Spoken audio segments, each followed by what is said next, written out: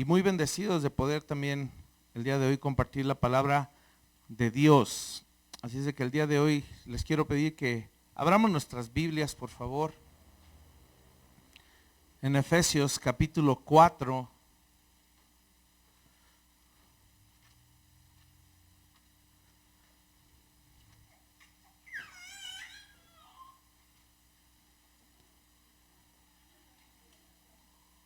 La carta a los Efesios, capítulo 4. Y antes de leer, vamos a orar y vamos a poner este tiempo en manos de nuestro Dios. Padre, agradecemos tu palabra, agradecemos tu gran bondad al escogernos, al habernos salvado.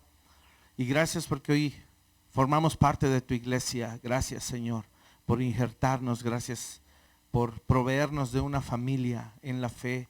Y porque nos estás guiando, nos estás procesando, nos estás transformando cada vez más a la imagen de tu Hijo Jesús.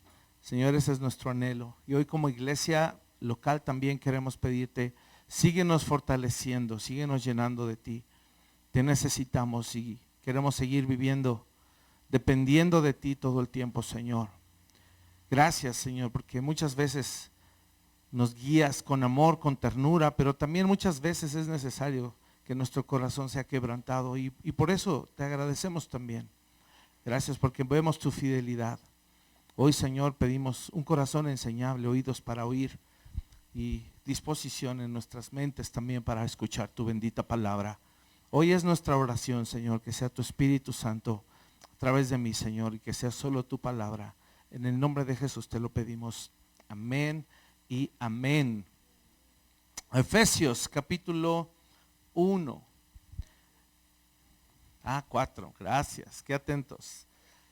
Y siempre a lo largo de mi vida, hermanos, he sabido de personas que cambian de casas, que cambian de vestuario, incluso algunas de ellas cambian de apariencia, ¿verdad? Se someten a cirugías, cambian de régimen alimenticio. Y todo esto lo hacen generalmente cuando han vivido situaciones difíciles. Hacen esto cuando han vivido situaciones que los han abatido, que los han golpeado, que han sido momentos de debilidad, momentos en donde se sienten derrotados, ¿verdad? Y hacen esta clase de cosas como para reinventarse, para promover nuevamente una fuerza interior que los levante. Y el mundo promueve y está a favor de esto, ¿cierto? Eso se llama humanismo, que es fortalece tu hombre interior para que te puedas sobreponer a las pruebas, te puedas sobreponer a todo con lo que estás luchando o todo aquello que te tumbó.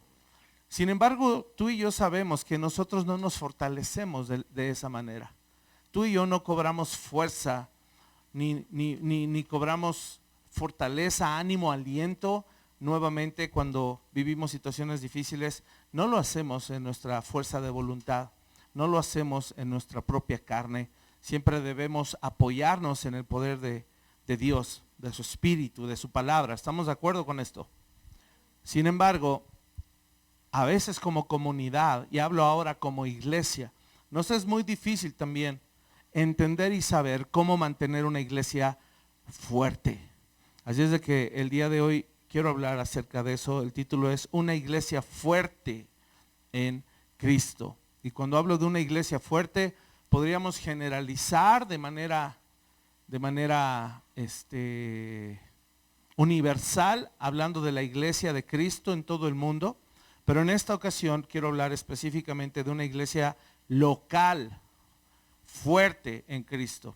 Así es de que vamos a leer en Efesios capítulo 4 en adelante. Dice así la palabra del Señor y el título es, al menos en mi Biblia, la unidad del Espíritu. Dice, yo pues, Pablo está hablando, preso en el Señor, os ruego que andéis como es digno de ¿qué?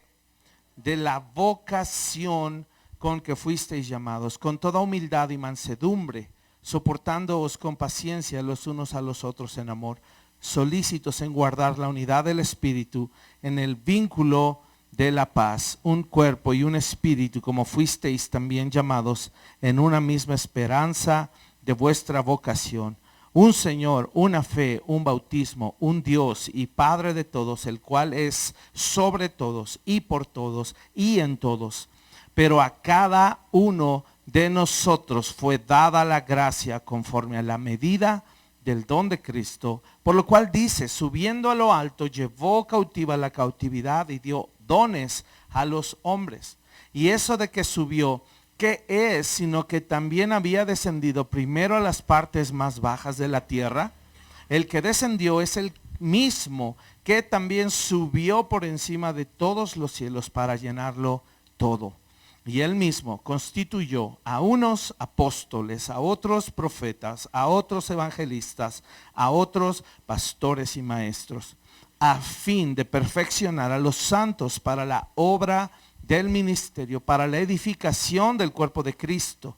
Y mira hasta cuándo, hasta que todos lleguemos a la unidad de la fe y del conocimiento del Hijo de Dios, a un varón perfecto, a la medida de la estatura de la plenitud de Cristo, para que ya no seamos, ¿qué? Dice ahí, niños, nuevamente, para que ya no seamos niños, fluctuantes. Además, fíjate qué tremenda descripción. Llevados por doquiera de todo viento de doctrina, por estratagema de hombres que para engañar emplean con astucia las artimañas del error, sino que siguiendo la verdad en amor, crezcamos en todo en aquel que es la cabeza, esto es Cristo, de quien todo el cuerpo bien concertado y unido entre sí por todas las coyunturas que se ayudan mutuamente, según la actividad propia de cada miembro, recibe su crecimiento para ir edificándose en amor. A consecuencia de esto, mira qué dice a partir del verso 17. Dice, esto pues digo y requiero en el Señor, que ya no andéis como los otros gentiles que andan en la vanidad de su mente, teniendo el entendimiento entenebrecido, ajenos de la vida de Dios, por la ignorancia que en ellos hay, por la dureza de su corazón, los cuales, después que perdieron toda sensibilidad, se entregaron a la lascivia para cometer con avidez toda clase de impurezas. Mas vosotros no habéis aprendido así a Cristo, si en verdad le habéis oído, y habéis oído, si en verdad le habéis oído y habéis sido por él enseñados conforme a la verdad que está en Jesús, en cuanto a la pasada manera de vivir, despojaos del viejo hombre que está viciado conforme a los deseos engañosos, y renovaos en el espíritu de vuestra mente, y vestíos del nuevo hombre creado según Dios, en la justicia y santidad de la verdad. Amados, este pasaje es sumamente importante y crucial para que nosotros como iglesia podamos entender y crecer en el Señor. Si tú y yo, el día de hoy, somos determinados y en nuestro carácter somos diligentes, vamos a requerir muchos rasgos de carácter para desarrollar esto en una iglesia local. Y para que esto pueda suceder y esto se pueda manifestar y lo podamos ver en nuestras vidas, ¿qué crees que vamos a necesitar hacer? Vamos a tener que cooperar. Dile a tu vecino, coopera. Vamos a tener que colaborar. Dile a tu vecino, colabora. Vamos a tener que soportar. Dile a tu vecino, sopórtame. ¿Verdad? Vamos a tener que alentarnos los unos a los otros. Voltea con tu vecino y échale tu aliento, aliéntalo, ¿verdad? Espero que te hayas lavado los dientes. Así es que vamos a desglosar un poco este pasaje y es importante que sepamos, como dice Pablo en el verso 1, dice que Él nos ruega que andemos como es digno, dice así el versículo, ¿verdad? Vamos al verso 1, anden como es digno de la vocación con que fueron, ¿qué? Llamados. Dile a tu vecino, somos llamados. ¿Y sabes qué significa esto? Que somos suyos. Todos los que respondieron al llamado del evangelio, al llamado de salvación, hoy le pertenecen a Cristo. Amén. Y por tal motivo es que entonces Pablo dice, debemos vivir con dignidad. Fuiste llamado, alumbrado, renaciste de nuevo, obedeciste el mandato de reconciliarte con Dios, pues ahora hay que vivir dignamente. Y aquellos hermanos que han respondido al llamado y ahora le pertenecen, escucha esto, tienen el derecho y tienen la responsabilidad, además, no solo el derecho, sino la responsabilidad de portar la nueva vida. Portar la nueva vida. Tenemos ese derecho. Es un privilegio, claro, pero todo privilegio, todos saben que conlleva una gran responsabilidad. Y cuando Pablo dice, anden dignamente, ¿sabes por qué se usa esa palabra dignamente? ¿Qué significa dignidad? ¿Cuántos de ustedes saben? Dignidad. Cuando tú consideras algo digno, es porque reconoces el valor en esa cosa. Reconoces que hay valor en esa cosa, ¿verdad? ¿Y cuál es el valor que reconocemos? La nueva vida en Cristo. Tenemos en Cristo hoy nuevos afectos, una nueva esperanza, nuevos motivos, pero además tenemos, dice ahí, buenas obras, nuevas buenas obras. Es decir, antes no podíamos hacer lo que hoy sí podemos hacer. Y hoy debemos valorar esa nueva vida, decir, la vida en Cristo es preciosa. ¿Sabes? ¿Has escuchado el término la dignidad humana? Y lo relacionan, estas comisiones de derechos humanos, lo relacionan con el derecho a vivir. Todo ser humano tiene derecho a vivir, es uno de los derechos humanos. Porque en cada ser humano hay dignidad, quiere decir hay valor. Tú y yo sabemos que espiritualmente no hay mucha dignidad. El pecado nos quitó la dignidad. Pero ahora en Cristo nuestra dignidad ha sido devuelta. Y eso es algo hermosísimo. Y yo te pregunto, así como podemos con cualquier ser humano, y mira, no con cualquier ser humano, también con cualquier animalito de la creación de Dios. Y espero aún que también de algún modo le demos dignidad a los insectos, ¿verdad? Porque hasta usamos a los insectos despectivamente, decimos, es un insecto, ¿verdad? Porque al insecto la verdad es que no le damos mucha dignidad, creo que es al que menos. Y más si es una cucaracha, ¿qué nos dan ganas de hacer? Pero bueno, aquellos al menos que son más productivos como una hormiguita, respeten el trabajo de la hormiguita, no la pisen. Déjenla vivir, está trabajando además. Si cada ave, cada pez, cada perrito, cada gatito, lo que tú le quieras poner, que a ti te guste, te es tan digno que respeta su vida, cuánto más el de un ser humano, ¿cierto? Pero yo iría más allá. Cuánto más la vida del cristiano se debe valorar, se debe ver con dignidad, se debe respetar. Y lo que Pablo está diciendo no nada más se está refiriendo a, porque ahorita lo vamos a ver, no nada más está diciendo, sean capaces de ver la nueva vida que tienen en Cristo. Sean capaces de valorar lo que Cristo hizo en ustedes. Y porten esa vida dignamente, porque valoran no solo la vida que les dieron, valoran a aquel que les dio esa nueva vida, y ese es Cristo. Tú y yo podemos valorar nuestra propia vida cristiana hoy, porque valoramos a nuestro Señor Jesucristo. Y eso nos debe motivar a andar en rectitud, eso nos debe motivar a andar en integridad. Ahora el verso 2, a partir del verso 2 en adelante, da algunos rasgos en nuestra Biblia de cómo es andar dignamente. ¿Cuáles son los rasgos de carácter que más deben empezar a abundar? Pero escucha esto, inmediatamente en la vida del cristiano. ¿Cuáles son aquellos pecados, aquellas grietas de nuestro carácter que nos llevan a pecar, que deberíamos atender con más premura? Ahí nos da una pista. ¿Por qué crees que Pablo empezó diciendo con toda humildad? ¿Por qué crees?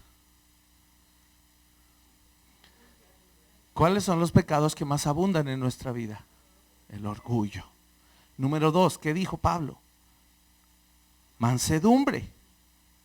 Número 3, da una sugerencia, una orden, soportándonos con paciencia. Ahí tenemos 3 rasgos de carácter sumamente importantes que Dios nos pide para andar dignamente. No solo valorar la obra de Cristo y Cristo mismo en mí, sino ahora escucha esto, valorar la obra de Cristo en otros y Cristo en otros también. Eso es andar en dignidad. Y si tú y yo permitimos que esto empiece a suceder, ¿qué crees que va a pasar con una iglesia en donde están dedicados a andar en humildad, en mansedumbre y con paciencia? ¿Será una iglesia débil? No, será una iglesia fuerte. ¿Cierto? Humildad. ¿Qué sería humildad? Vamos rápido. Porque básicamente el orgullo es confiar en ti mismo. Humildad, ¿qué crees que es? Andar sin confiar en uno mismo. Andar sin confiar en la carne.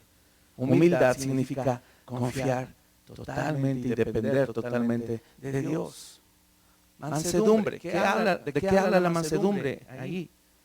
¿Sabías qué es mansedumbre?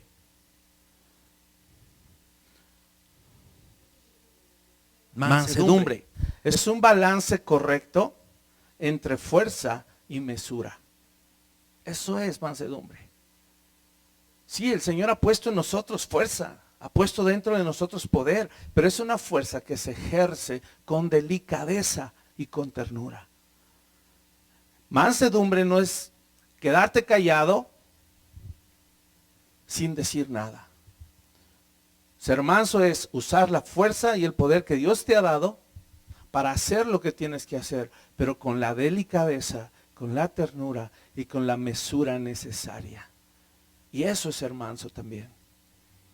Y si te fijas, humildad tiene que ver con cambiar mi corazón de orgullo para ser capaz de confiar en Dios y que Él puede obrar en otros también. Mansedumbre es igual.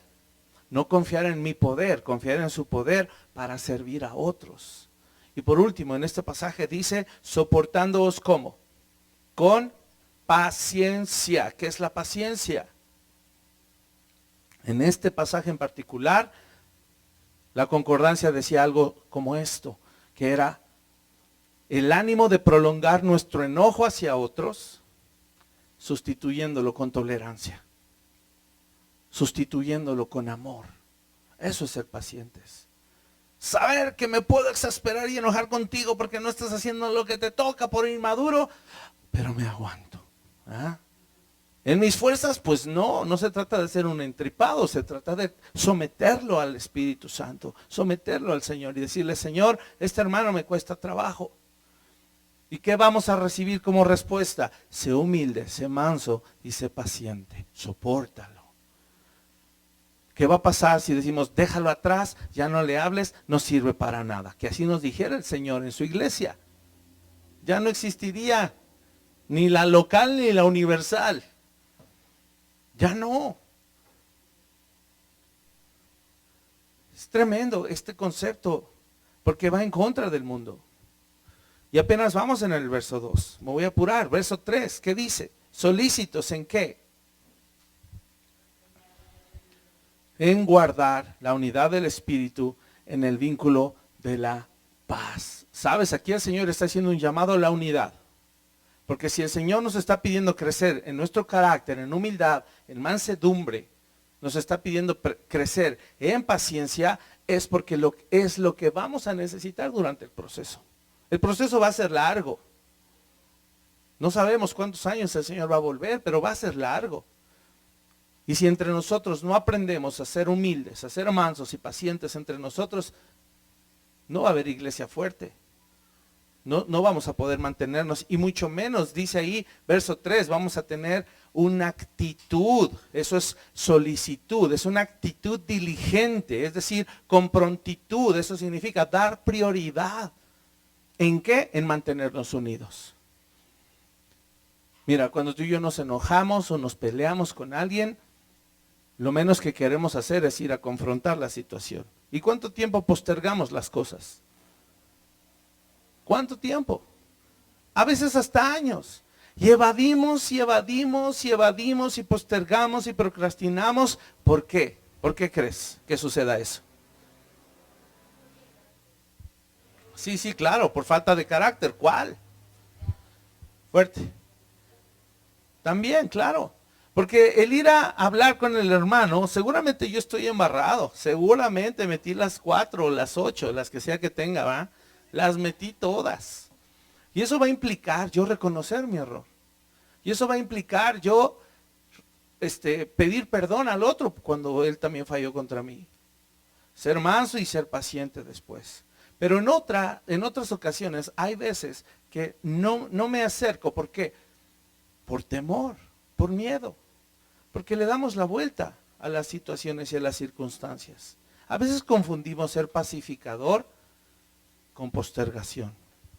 Y pensamos, no, para no meterme en conflicto. No podemos hacer eso. Es necesario estar, dice ahí, solícitos, dice esa palabra, ¿ya viste? En guardar la unidad. Guardar es decir, proteger. Pero eso debe ser con una actitud de prontitud. Hacer todo lo necesario para mantenernos unidos. Y la pregunta es esa. ¿Has hecho todo lo necesario para mantenerte unido a tus hermanos? Si esto empieza incluso desde casa o en la familia, ¿sabes? Hoy necesitamos también llevarlo a casa y con prontitud desarrollar humildad, desarrollar mansedumbre, desarrollar paciencia para soportar en amor. ¿Qué nos impide? ¿Qué nos impide tener un corazón dispuesto? O por otro lado, ¿qué nos hace estar dispuestos a guardar la unidad? ¿Te has preguntado? ¿Qué te hace estar dispuesto? A que tú y yo estemos bien, a que tú con tus otros hermanos, a que yo con todos mis otros hermanos estemos bien. ¿Qué nos mueve? ¿Qué nos motiva? ¿Y por qué hay amor en nosotros? La respuesta no es el amor, pero es parte de. Sí, el amor que hay en nosotros. ¿Por qué hay amor en nosotros? ¿Qué permite que seamos uno espiritualmente? ¿Y eso cómo se llama? Cuando Cristo vive en ti y en mí, ¿cómo se llama eso? La nueva naturaleza espiritual. ¿Todos tienen una? ¿Sí? ¿Seguros? Entonces todos se llevan bien con todos. Sí. Más o menos. Si todos tenemos una nueva naturaleza en Cristo, podemos aspirar a llevarnos bien con todos. Literalmente, a llevarnos bien con todos. Es que mira, el verso 3 que dice, solícitos en guardar la unidad del Espíritu en el vínculo de ¿qué? O sea que lo que nos une es un vínculo. ¿Cuál? La paz. ¿Y qué dice la palabra? ¿Quién es nuestra paz? Cristo es nuestra paz. Y los dos grupos más difíciles de unirse eran judíos y gentiles. Y ese versículo dice, y Cristo es nuestra paz, que de ambos pueblos, judíos y gentiles, hizo uno. Entonces, aquí el Señor perfectamente puede hacer uno a los de Iztapalapa, con los de Huixquilucan, con los de Santa Úrsula, con los de Villacuapa, con los que se creen cuapos pero vienen de Azcapotzalco, ¿ya? Y así les sigo. Dios lo puede hacer. Porque no importa quién eras ni de dónde venías. Hoy al recibir en Cristo una nueva naturaleza, podemos tener un vínculo perfecto. Y ese es Cristo. Y entonces la semejanza de la naturaleza de Cristo que compartimos es lo que nos hace estar unidos. Si tú quieres ser como Cristo, puedes ser mi amigo. Puedes ser uno conmigo. ¿Se dan cuenta qué hermoso? Si tú hoy le perteneces a Cristo y tu mayor anhelo es ser como Cristo, puedes ser mi hermano y puedes ser mi amigo. De hecho lo eres. Qué tremenda verdad tan hermosa. Siguiente versículo. Perdón, antes de brincar, también habla ahí de la unidad. Este concepto es importantísimo que lo entendamos también. ¿Qué es la unidad? Es algo simple de entender. Ser uno, ¿cómo? Completo por medio del Espíritu. Eso significa armonía divina, una armonía provista por Dios, no por nosotros. No somos nosotros los que proveen ni los que promueven la unidad. No es a nivel humano, es por medio de su espíritu en nosotros, y eso es diferente, ¿sale? No somos tú y yo queriéndonos hacernos cuates carnalmente. Así no propiciamos la unidad. Por eso la iglesia no es un club social. Si nos queda claro, el vínculo que nos une es supremo, es mayor que eso. Es Cristo mismo. Por eso la unidad es un concepto divino también, como la paz, como la fe. Son elementos que el Señor provee para su iglesia y la produce solo el Señor. Ahora sí, versos 4, ¿qué dice?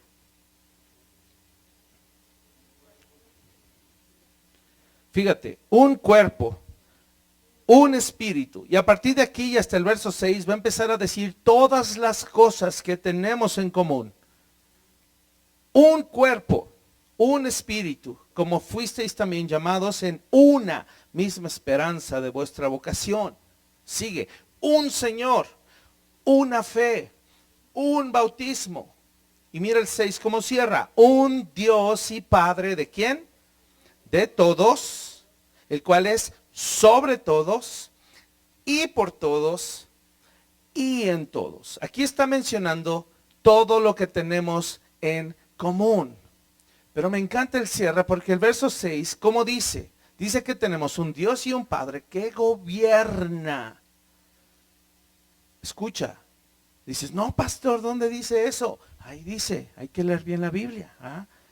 Dice, Él gobierna a todos. Eso significa sobre. Porque las preposiciones importan. ¿Verdad? Lo hemos aprendido, por ejemplo, con el ministerio pastoral. ¿Verdad? Está puesto como obispo, ¿verdad? Como superintendente, ejerce gobierno y autoridad en la iglesia, pero no es autoritario, no se enseñorea, ¿cierto? Pero aquí, porque de hecho en ese pasaje en 1 de Pedro dice que los ancianos deben estar ¿dónde? ¿Sobre las ovejas? No, entre. Pero aquí dice que el Dios y el Padre está entre nosotros. No, no dice eso. Él sí está sobre nosotros. Él gobierna, Él sí gobierna, Él sí manda sobre nosotros, ¿verdad? Y además no solo manda y gobierna, además obra a través de todos. Ahí dice en su pasaje, ¿cómo que obra a través de todos? ¿Dónde dice eso? No solo Dios gobierna sobre todos, Dios obra a través de todos. Exacto, por todos, por medio de todos y cada uno de nosotros Dios obra. Y lo más importante es que Él obra en la vida de todos. Y eso es en todos. Son las cosas que Dios como Padre, como Señor, como Dios soberano quiere hacer en su iglesia. ¿Qué quiere hacer?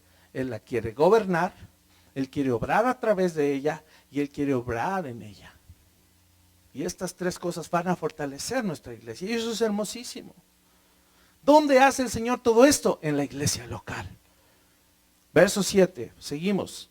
Pero a cada uno, escucha, ya habló de todo lo que tenemos en común, todo aquello que es inamovible, ¿verdad? Aquello que no podemos mover ni cambiar. Pero mira qué hermoso que a partir del verso 7 dice, pero a cada uno de nosotros fue dada la gracia conforme a la medida, ¿de qué?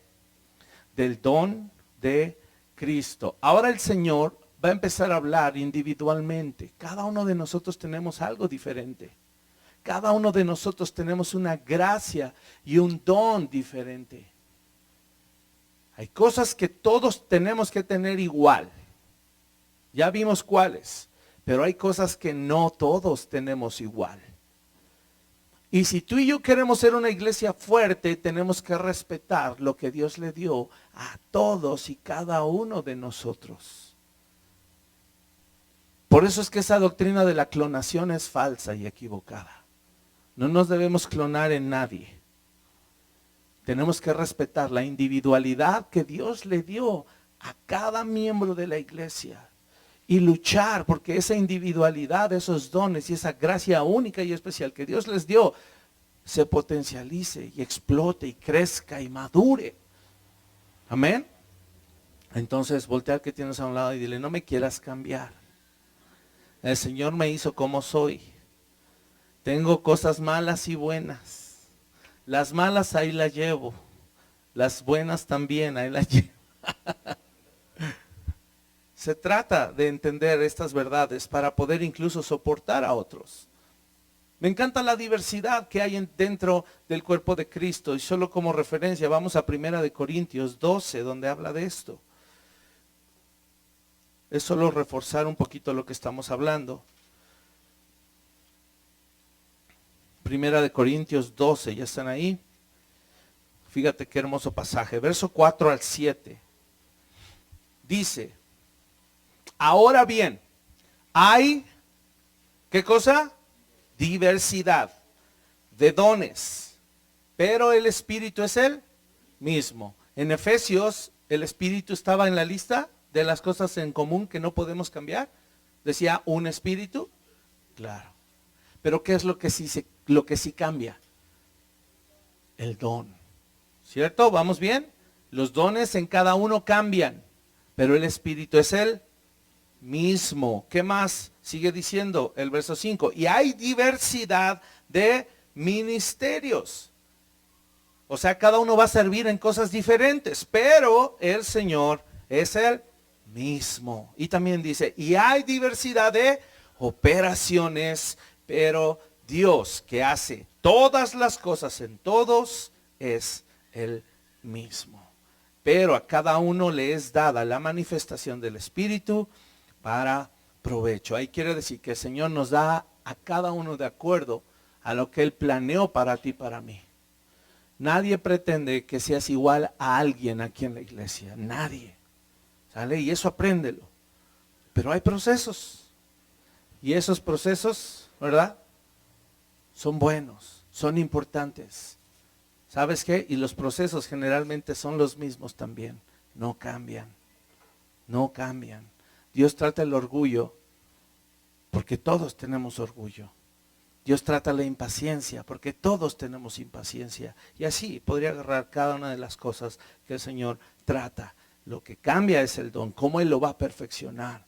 Así es de que lo que cada uno ha recibido, amado hermano, es único, es especial, es útil para Dios. Y no podemos menospreciar ese don porque este don nos fue dado en la medida, escucha, y en la porción que el Señor quiso. No reniegues y no digas, no, pero es que porque a mí el Señor no me dio el don de predicar. No sabemos, pero tienes otros que yo no tengo. ¿Por qué a mí Dios no me dio el don de la música? De tocar en alabanza o de cantar o tocar un instrumento.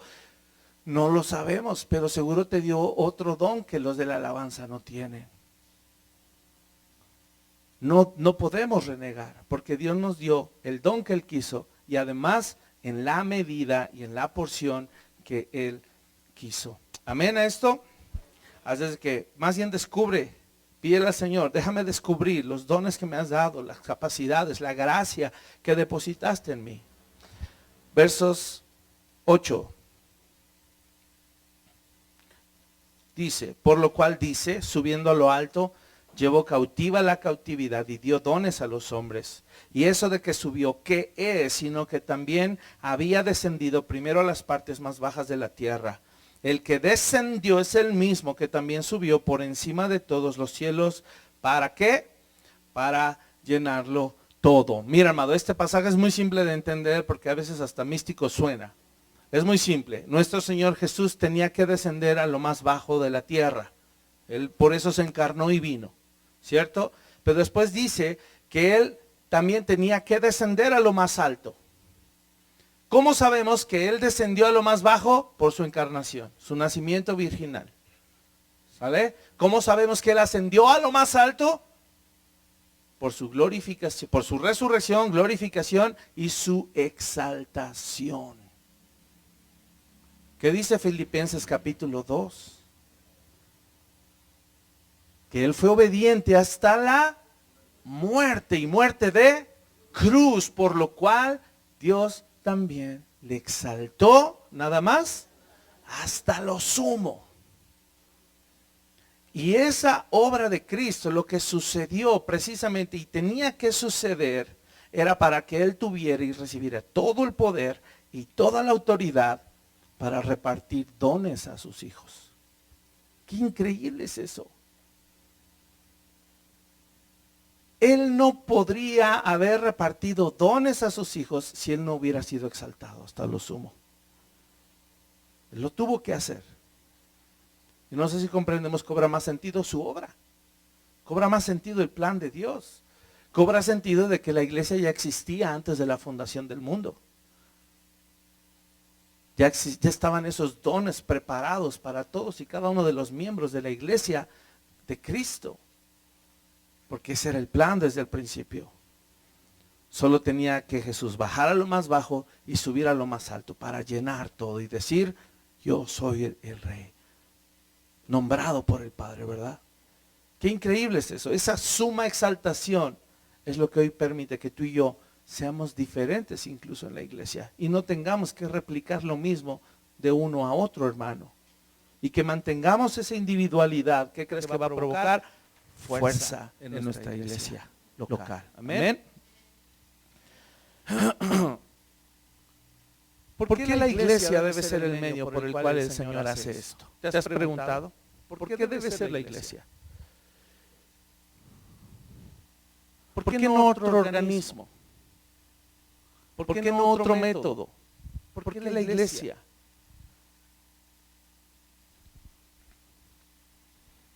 ¿Qué sería del cristianismo sin la iglesia?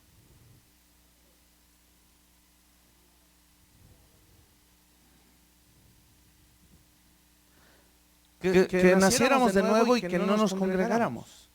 Piénsalo.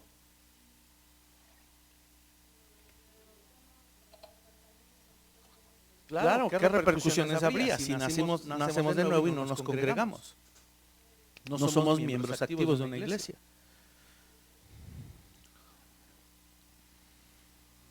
O sea, Dios diseñó que así fuera, que hubiera iglesia. Por supuesto que sí. Si Dios no lo hubiera diseñado, Él no diría que Cristo es la cabeza de la iglesia. ¿Están de acuerdo? Entonces es de Él y Él la funda. Pero es que es por medio de la iglesia que el Señor, número uno, ¿qué hace con un creyente? Lo injerta en la familia de Dios. Si nacemos de nuevo y no somos injertados, ¿nacimos de nuevo? No, no se puede. Porque el nacer de nuevo es ser colocado en una familia. Imagínate que nuestro sistema, en nuestra sociedad fuera, tengan bebés todos, sí, y vas al hospital, tienes a tu bebé y ya después lo botas donde quieres. ¿Qué pasaría con la ciudad? Con la sociedad, perdón. Se acabaría. En pocos años colapsaría. ¿Por qué? Pues porque las nuevas generaciones se morirían. Nadie cuidaría de ellos. Y Dios diseñó la iglesia en donde Cristo iba a ser la cabeza para injertar a cada miembro de la familia. Y ahí, número 2, darles roles y funciones, hacerlos crecer, meterlos a procesos para que ellos puedan tener roles y funciones. Y número 3, además, para equiparlos y ponerlos en servicio activo después de haber desarrollado esos dones. Todo esto no puede suceder fuera de la iglesia. Porque así lo marcó el Señor y así fue su diseño para la iglesia. Por eso hace rato en el discipulado yo decía, si hay evangelistas, si hay misioneros, no pueden vivir sin cabeza. Necesitan tener un pastor y ser discipulados. No se puede, es imposible. Y por eso es que cuando hacemos cosas que tienen que ver con asuntos espirituales o ministeriales fuera de la iglesia local, hay que hablar con el pastor. No es porque uno quiera tener el control de todo. Es porque es por medio de tus líderes espirituales que se conoce tu vida y se sabe de lo que sí se puede y no se puede hacer. Imagínate que dejáramos hacer campañas evangelísticas cuando tu testimonio no es congruente todavía. Y la gente y los vecinos te conocen. Un día te vieron en la calle repartiendo folletos y después tirado en la calle borracho. ¿Sí me explico? Por eso hay que consultar. siempre con el pastor y los líderes, decir, tengo esto en mi corazón, ¿se puede? Cuando tiene que ver con asuntos. O sea, yo no te voy a decir que suavizante de ropa usar, obvio. No nos ha llamado Dios a controlar tu vida, pero sí a pastorearla y cuidarla cuando tiene que ver con aspectos espirituales. Entonces háganlo. Por eso se pregunta si se puede hacer algo. No cosas que pertenecen a la vida, como decía la carta. Eso resuélvelo tú. Averigua cuál es el mejor detergente. ¿Sale? Lo otro sí. Acostúmbrate a pedir cuentas, a rendir cuentas, a pedir permiso. Acostúmbrate, porque la iglesia, nuestra iglesia local no ha sido entrenada en eso. Y a veces pensamos y creemos que podemos ir y hacer lo que queramos respecto a asuntos espirituales y no esas. Voy a abrir una casa de estudio. No. Hay que orar, preparar el terreno, ver el testimonio, ver quién va a impartir las enseñanzas, ver si el hogar es un hogar que ha dado testimonio, si no es un lugar conflictivo. Hace poquito hablábamos con Eli respecto a cambiar la sede del lugar en Huixquilucan y justo salió ese tema. ¿Recuerdas, Eli? No se puede hacer lo que uno se le da la gana nomás porque se me ocurre o siento o tengo un sentir en el corazón. Se tiene que hacer en orden. Dice, todo hágase decentemente y con orden. Y para eso hay autoridades espirituales. Amén. Y eso va a fortalecer nuestra iglesia también. ¿Sale? ¿Qué versículo íbamos? En el 8, 10, 11. Toca el 11. Dice, y él mismo constituyó a unos que apóstoles, y a otros profetas, a otros evangelistas, a otros pastores y maestros. Aquí solo está mencionando algunos de los muchos dones que el Señor ha dado. Algunos dijimos, los primeros dos hemos aprendido en su categoría fundacional, que hoy no están activos, y los siguientes sí. Pero hay otras listas de dones que se dan en otras cartas y ya los hemos aprendido en clase también. Verso 12, fíjate, verso 12 hasta el 16, pon mucha atención, porque aquí son varios pasajes que hablan el por qué o para qué Dios dio dones y ministerios. Pon mucha atención a partir del verso 12, a fin, fíjate, de perfeccionar a los santos para la obra del ministerio, para la edificación del cuerpo de Cristo, hasta que todos lleguemos a la unidad de la fe y del conocimiento del Hijo de Dios, a un varón perfecto, a la medida de la estatura de la plenitud de Cristo, para que ya no seamos niños fluctuantes, llevados por doquiera de todo viento de doctrina por estratagema de hombres, que para engañar emplean con astucia las artimañas del error, sino que siguiendo la verdad en amor, crezcamos en todo en aquel que es la cabeza, esto es Cristo, de quien todo el cuerpo bien concertado y unido entre sí, por todas las coyunturas que se ayudan mutuamente según la actividad propia de cada miembro, recibe su crecimiento para ir edificándose en amor. Entonces, de acuerdo a estos 5 versículos, ¿para qué dio nuestro Señor estos ministerios y dones? ¿Para qué? Número 1 lo dice ahí, para perfeccionar la iglesia. Estos dones van a servir para que seamos todos perfeccionados. Y esto es lo maravilloso y me encanta nuestra iglesia precisamente por eso. Porque si no menospreciamos ni un solo don depositado en cada uno de ustedes, lo que va a pasar es que tu don y tu ministerio, ¿qué crees? Va a edificar a todos.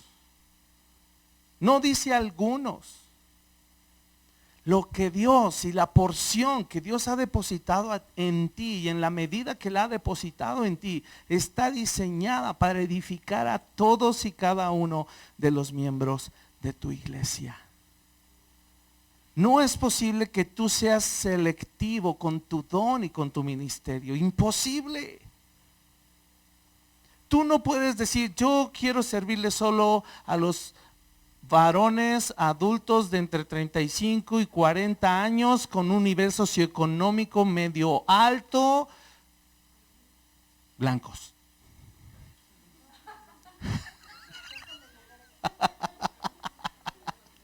Y yo soy soltera. ¿Ah? Además. Obvio no. No se pongan rojas, chicas. Obvio no. Ya no di ejemplo, sé que con eso me captaron. Más que suficiente. No podemos nosotros ser selectivos, porque el Señor aquí dice que es para la edificación de ¿quién? ¿La iglesia son todos? ¿Blancos y negros? Bueno, aquí no hay negros, pero vemos morenitos, ¿sí? ¿Blancos y morenos? Sí. ¿Altos y bajitos? ¿Flacos y llenitos? ¿Sí? ¿Adultos y niños? Sí, sí. Mi don y mi ministerio que Dios ha depositado, que es su gracia sobre mí, está diseñada para impactar a toda mi iglesia. Y por eso es hermoso. Y número 2, no nada más a perfeccionarla, sino a fortalecerla además. ¿Qué leímos ahí en el versículo?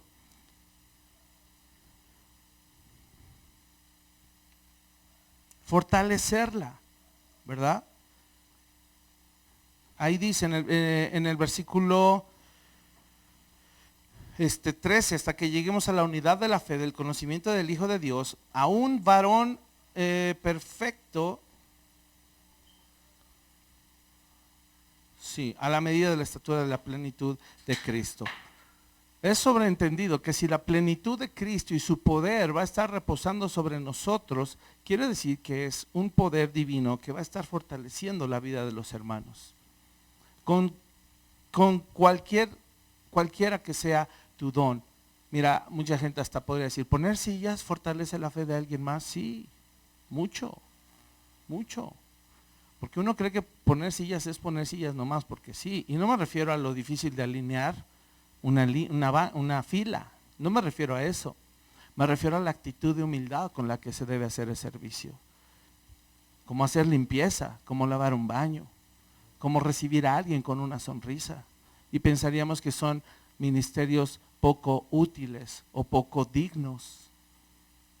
Pero se requiere mucha, y yo lo dije alguna vez, se requiere mucho trabajo del Espíritu Santo para quebrantar el orgullo de alguien y tenga la humildad de poner una silla, tallar un excusado o recibir a alguien con una sonrisa. Mucho trabajo del Señor. Y eso no lo podemos menospreciar, nunca. Y Dios nos libre de hacer eso.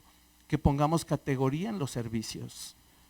No podemos ponerle categoría a los servicios, ¿vale? Porque Cristo está detrás de cada obra preciosa en el corazón de nuestros hermanos. Además, número 3, presentar a la iglesia también. Dios dio estos ministerios para presentar a la iglesia. ¿Cuándo la va a presentar? De hecho dice Cristo en Efesios un capítulo más adelante que Él se la va a presentar a sí mismo como una ¿qué?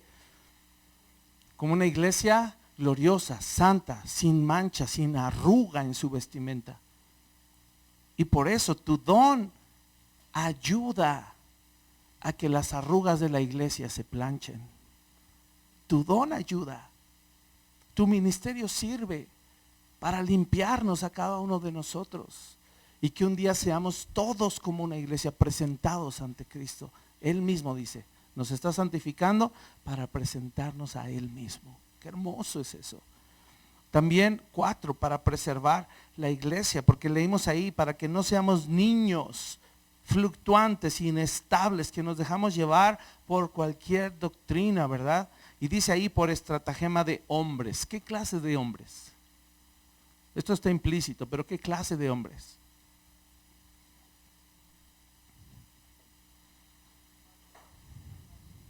Los falsos maestros, los falsos creyentes, o creyentes carnales, o creyentes inmaduros. De esa clase de hombres habla.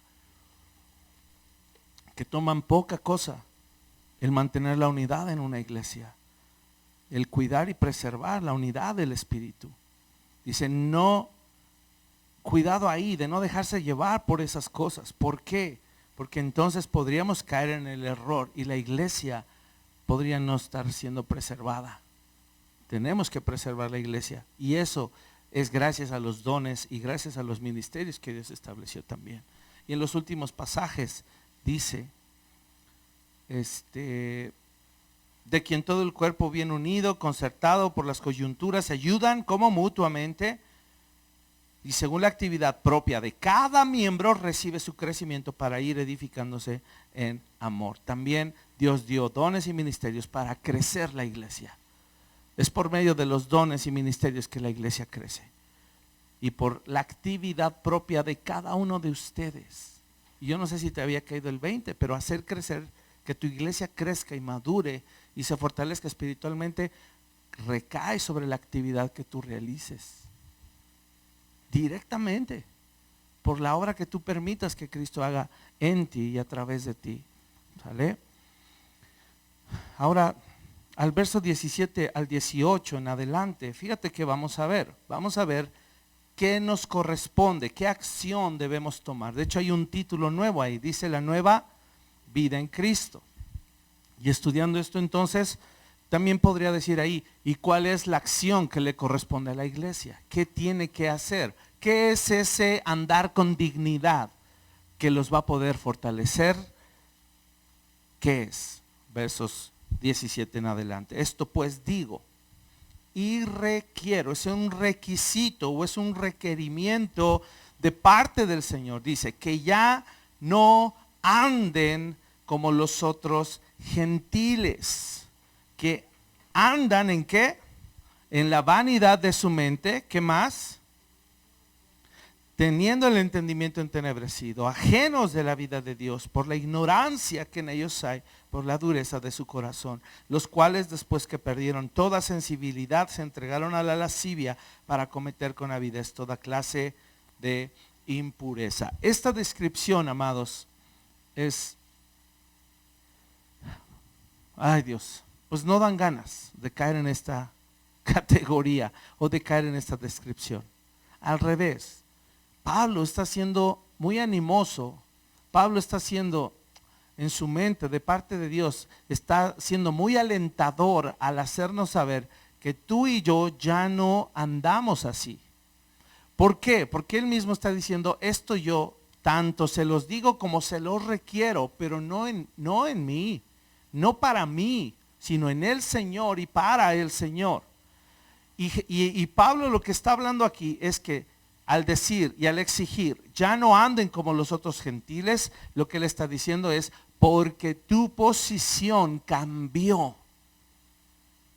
Si tu posición cambió hoy de enemigo a amigo de Dios, de pecador muerto en delitos y pecados, a hijo de Dios amado, escucha, si tu posición cambió, también lo debe hacer nuestra condición.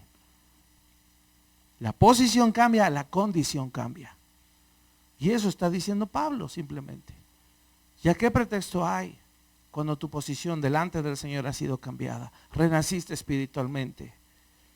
Ya no eres gentil, ya no eres mundano. Eso es lo que eras. Ahora, ¿cómo eres? Eres creyente. Un creyente del reino de Dios. Eso es lo que tú eres. Un hijo que forma parte de la familia del Señor. Y si tú analizas luego a detalle, que no es el objetivo de esta enseñanza, lo que cada cosa habla ahí, la vanidad de su mente, entendimiento entenebrecido, ajenos de la vida de Dios, te das cuenta que es una espiral en caída. Y va hundiendo más y más a la persona. Quiere decir que si en algún momento tropezamos, siempre hay salida en Cristo. Pero cuidemos cómo es nuestro andar, ¿sale? En estos versículos que siguen, versos 20 y 21, Pablo simplemente, él dice, ustedes no han aprendido hacia Cristo. ¿Y por qué él se atreve a decir esto? ¿Te has puesto a pensar? Él se atreve a decir esto porque él mismo, ¿verdad? Él mismo sabe lo que se le ha enseñado a esa iglesia. Él mismo es testigo de la obra de Dios en esos creyentes en Éfeso. Los conoce por nombre. Los conoce por rostro y sabe lo que Dios ha hecho y obrado en sus vidas. Y es casi como si, yo creo que en su carta, porque probablemente lo podemos ver siempre como colérico, yo creo que también sacaba su parte melancólica y a veces escribía con cuántas lágrimas les escribo, ¿verdad? Yo creo que él cuando pensaba en una iglesia, ¿no? Como, y digo, pienso y no estoy seguro, pero seguro, porque si a mí me pasa que cada vez que oro por cada uno de ustedes viene a mi mente su carita. Y a veces Claro, derramo lágrimas delante del Señor por cada uno de ustedes, como no tienen idea. Y Pablo, cuando escribe esto, yo creo que podía imaginar los rostros y decir: ay, la hermana Febe o la hermana las que hayan sido de allá, yo no me lo sé, me sé los suyos. ¿Verdad? Y decía: yo sé lo que el Señor ha obrado en esta hermana, yo sé lo que el Señor ha obrado en este hermano y en este joven. Yo les vi luchar, yo les vi batallar, yo estuve este tiempo sembrando la obra y les conocí. Y por eso les dice: ya no anden como los gentiles que andan en la vanidad de su mente. Ustedes no han aprendido así. Verso 21. Y aquí me encanta porque ya Pablo se puede mostrar una cercanía y una intimidad con los hermanos en sus cartas, pero también se puede percibir una línea en donde él ya no se puede involucrar más, en donde él ya no se puede meter más de lo que le corresponde. Y eso es lo que nos corresponde a nosotros, hermanos. Sí te puedo animar y exhortar que no andes como un mundano. Pero el siguiente versículo ya no me toca a mí. Dice: si en verdad le has oído y has sido por él enseñado conforme a la verdad que está en Jesús, eso te toca a ti.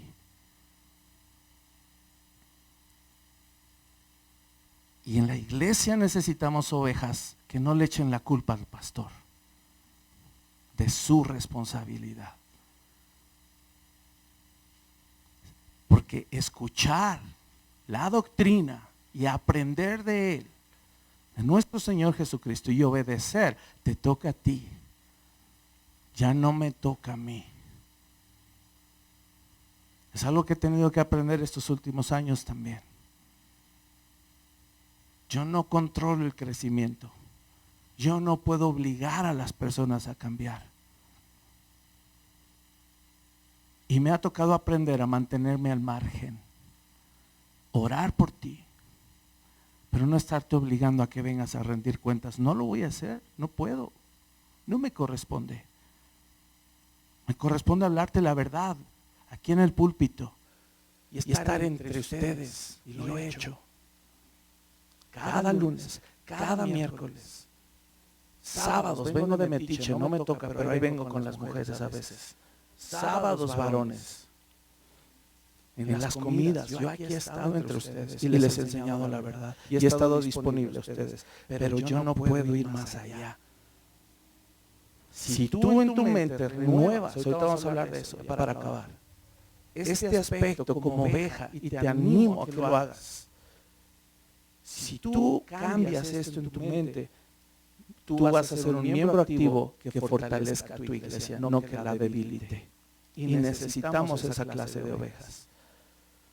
Esa clase de ovejas se necesita. Tanto las que se van a la zanja, cada vez que las sacas, también son necesarias. ¿Verdad? Como aquellas que ya detectan la voz del gran pastor y saben cuando una enseñanza es verdad y la siguen. Eso necesitamos en la iglesia. Ustedes, amados, no han aprendido hacia Cristo.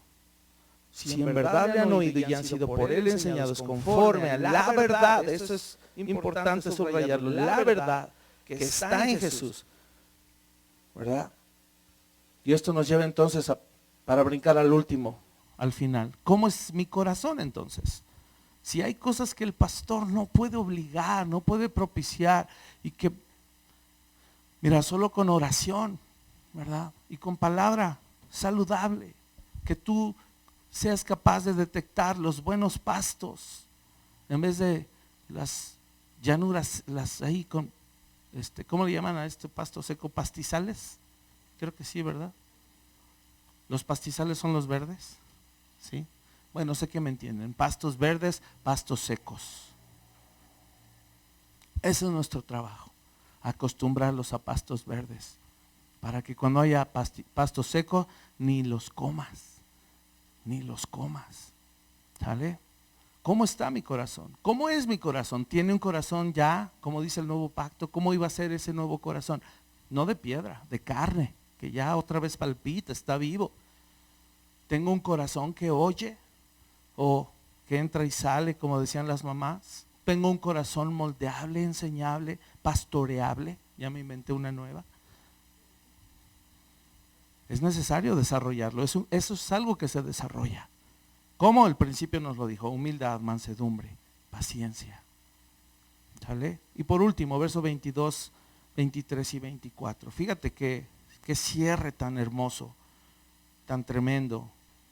Dice así: si en verdad han sido por él enseñados conforme a la verdad que está en Jesús, en cuanto a la pasada manera de vivir, despojaos del viejo hombre que está viciado conforme a los deseos engañosos, y renovaos en el espíritu de vuestra mente, y vestíos del nuevo hombre creado según Dios en la justicia y santidad de la verdad. Estas son 3 acciones concretas que te corresponden a ti y me corresponden a mí en lo individual como creyente, para propiciar el bien común, para propiciar el fortalecimiento colectivo.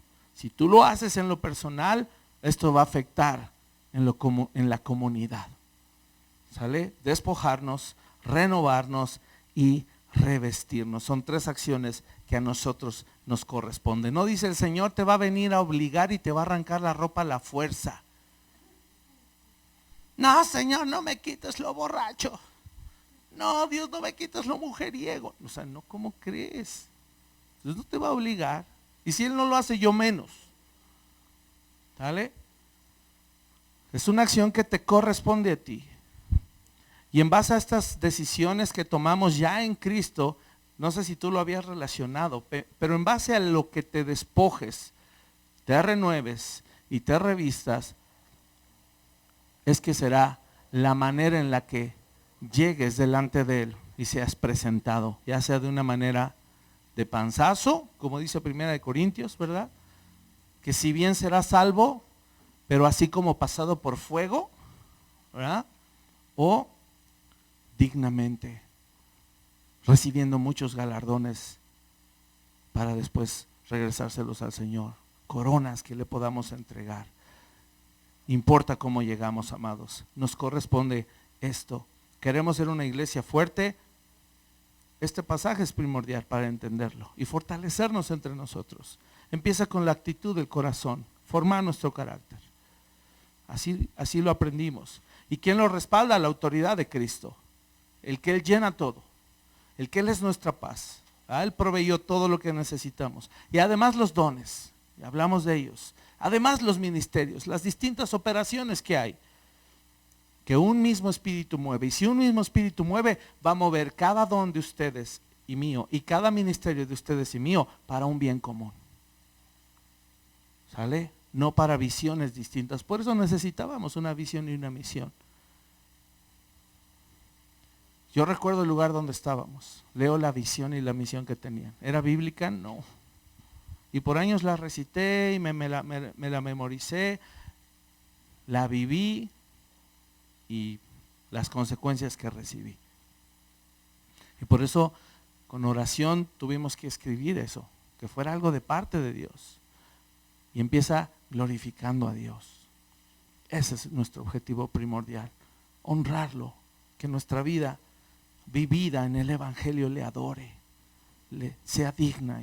Y cuando Él diga, ya está lista mi iglesia, y volteemos a verlo, Él no diga, ay Dios, me faltó tantito, a ver un retoque antes de. No, Él no va a ser así. Él va a completar su obra. Y tú eres parte de ella. Así es de que anímate, amado, y vivamos esto, hagámoslo en amor para el Señor. Vamos a orar. Padre, gracias por tu bendita palabra, que nos anima y nos alienta, nos fortalece. Señor, fortalécenos como iglesia. Necesitamos seguir creciendo, Señor. Que aspiremos a ser como tú, como tu Hijo Jesús. Ese es nuestro anhelo, Señor, y que entendamos que nos has cambiado de posición. Por eso nuestra condición interna puede cambiar. Y te pedimos que durante ese proceso, Señor, lo hagamos al lado de nuestros amados hermanos, con la actitud de que nos necesitamos unos a otros. Gracias por cada hermano y hermana que has puesto en esta iglesia local, cuyo don y cuyo ministerio, Señor, viene a complementar la obra perfecta que tú haces en esta iglesia local. Permítenos valorarla, permítenos, Señor, alentarla, poder guiar, poder enseñar adecuadamente tu palabra para que esos dones y esos ministerios puedan crecer y puedan animar, fortalecer, perfeccionar, Señor, a tu iglesia. Padre, no sabemos cuándo tú vendrás, pero queremos estar listos y ser diligentes con esta palabra que nos has dado, Señor. Honrándote, amándote y viviendo en unidad, Señor, soportándonos en amor, con toda paciencia, en humildad y mansedumbre los unos con los otros, mi Dios. Gracias te damos porque nos injertaste en tu familia. Somos miembros de tu familia, somos tus hijos amados. Gracias, Señor, porque aquí nos estás procesando. Y gracias, Señor, porque nos has dado una dotación única, especial de tu espíritu, de tu gracia, Señor, para ejercer dones y ministerios. Te amamos, te damos gracias. Llévanos con bien, te lo pedimos en el nombre de Jesús. Amén y amén. Muy bien, amados.